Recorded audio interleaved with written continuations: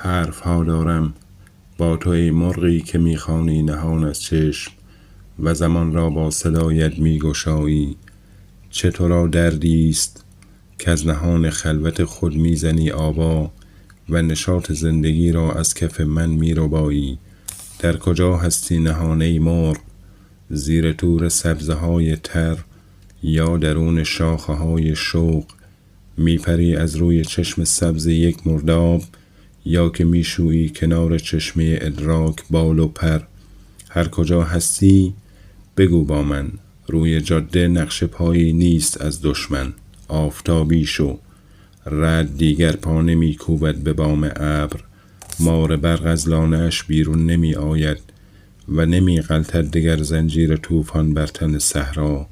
روز خاموش است، آرام است، از چه دیگر می کنی پروا؟